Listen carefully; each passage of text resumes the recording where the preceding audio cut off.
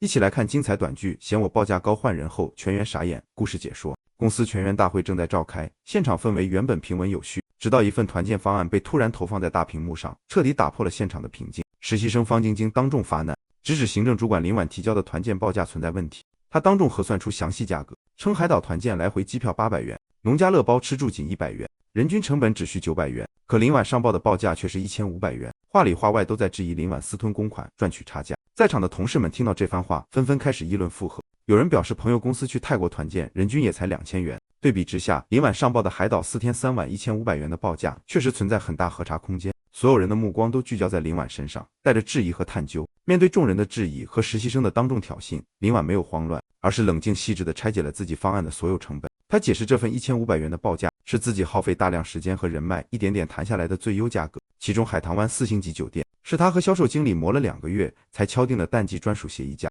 每晚180元，3晚住宿合计540元。而团建中的户外拓展项目是他拜托做景区策划的发小赵成对接的，对方手下的教练全部是退役专业运动员，整套对外报价800元的拓展方案，赵成看在他的情面上，直接给到了460元的低价。往返机票则是他提前2个月和票务公司签订年度框架协议所为，人均仅500元，所有费用叠加起来刚好1500元。他全程没有添加1分钱利润，所有报价都是实打实的成本价。即便林婉清晰完整地解释了所有成本明细，方晶晶依旧不依不饶。他笃定地表示自己接手组织的话，900元人均就能让全员圆满游玩，暗指林婉虚报价格，谋取私利。公司陈总见状，非但没有核实林婉的真实报价，反而当众夸赞方晶晶懂得为公司省钱，有心细致，直接敲定由方晶晶全权牵头负责本年度的团建活动，让辛苦筹备方案的林婉当场休息，彻底剥夺了他的工作成果。抢下团建主导权的方晶晶立刻换上谦和的姿态，转头对林婉表示自己并非刻意针对他，只是遵循陈总降本增效，以公司利益为先的工作理念，实属无奈之举。紧接着，他理直气壮地向林婉索要所有合作供应商的联系方式，想要亲自对接资源，全然不顾自己刚刚才当众诬陷林婉吃回扣。林婉看着他虚伪的模样，心中暗自吐槽对方算盘打得极好，一边抹黑自己，一边抢夺自己积累的人脉资源。林婉没有为难对方，坦然将供应商联系方式交给了方晶晶。随后他私下拨通了发小赵成的电话，提前告知对方公司团建负责人已经更换，后续会有一位姓方的小姑娘对接合作，让对方正常报价即可。赵成对此十分疑惑，不解林婉筹备的好好的方案为何突然换人。林婉无奈解释，公司高层觉得原有报价偏高，想要更低的方案。赵成听闻后十分气愤，直言团队能拿到之前的低价，完全是看在林婉的面子上，正常市场价格根本达不到这么低的标准。挂断电话后，方晶晶便开始疯狂对接各家供应商，她坚信自己能找到人均1500元以下的优质团建方案，想要彻底证明自己，打脸林婉。可接连拨打10几家供应商后，方晶晶得到的最低报价依旧在人均2000元以上，远远超出她的预期。同事周姐看着全程忙碌却一无所获的方晶晶，又看着神色淡然的林婉，十分疑惑，询问林婉为何丝毫都不着急，不怕方晶晶在陈总面前搬弄是非，栽赃抹黑她。林婉心中通透，淡定向周姐点破其中关键。她表示，即便自己拿出所有真实报价单摆在陈总面前，陈总也不会更改决定，因为高层的决策一旦做出，绝不会轻易承认自己判断失误。在公司层面，领导的决策永远是正确的。此刻越是争辩，反而越适得其反。没过多久，方晶晶主动找到林婉，假意汇报工作。她故作疑惑地表示，自己对接的所有供应商统一报价都在人均2200元，十分好奇林婉当初1500元的价格是如何谈下来的。她刻意强调2200元的市场价达到1500元近乎5折，暗示林婉和供应商之间存在不为人知的特殊交情，言语间依旧暗藏猫腻的质疑。林婉让她有话直说，不必拐弯抹角。方晶晶立刻收敛试探的姿态，假装随口一提，随即得意地告知林婉，自己已经找到了全新的合作方，人均报价仅880元，相比原本的方案直接省下近1半成本。第2天就会敲定最终方案，还假意客气邀请林婉帮忙把关。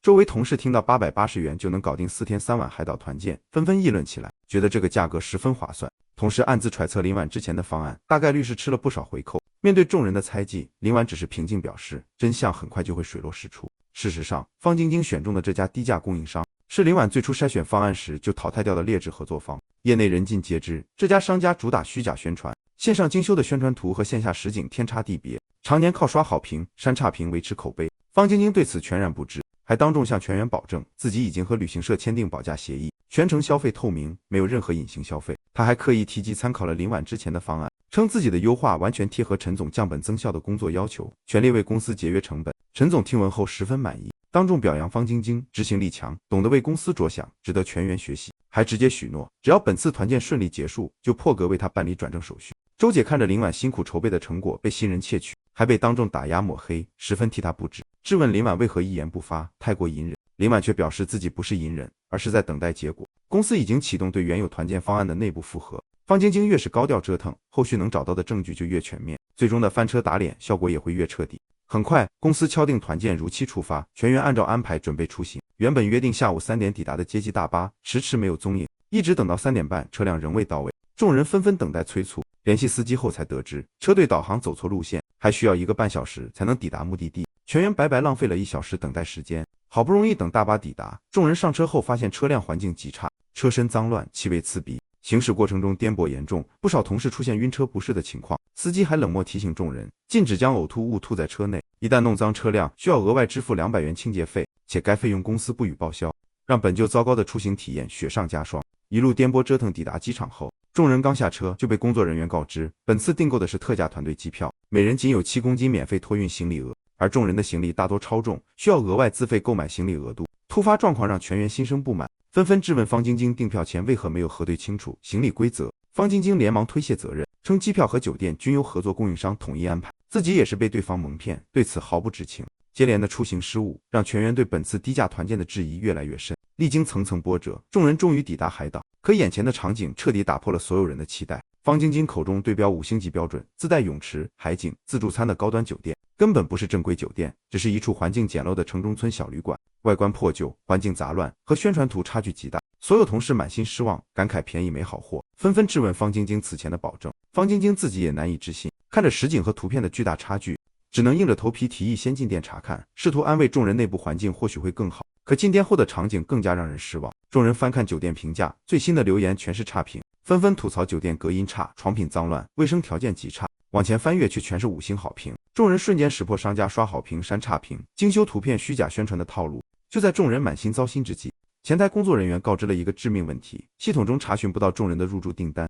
几番核对后才发现，方晶晶粗心订错了入住日期，将本次团建的入住时间定到了明年的同一天。接连的低级失误让全员彻底崩溃，奔波一整天，不仅没有舒适的住宿，甚至差点无房可住。方晶晶慌乱之下连忙和前台沟通，申请更改订单日期。前台表示可以更改，但需要补差价。当日房间单价为180元一晚。有人当即询问林婉，她当初预定的4星级酒店是否也是这个价格？林婉予以肯定，同时立刻提议，既然现价一致，不如换回林婉此前敲定的4星级酒店，住宿条件远比当前的小旅馆优质100倍。陈总当即要求林婉联系原酒店安排入住，可此时价格早已今非昔比。林婉解释，180元的低价是自己耗时2个月谈下的专属淡季协议价，如今合作取消，专属优惠失效，当日入住价格已经涨到650元一晚，单价直接翻了3倍多。悬殊的差价让陈总十分恼怒，坚决不同意高价订房，斥责众人不懂降本增效，浪费公司资金。即便有同事劝说难得团建一次，不必过于计较价格，避免全员全程体验糟糕，陈总依旧固执己见，坚持入住当前的小旅馆，还直接下令所有差价从方晶晶的工资中扣除。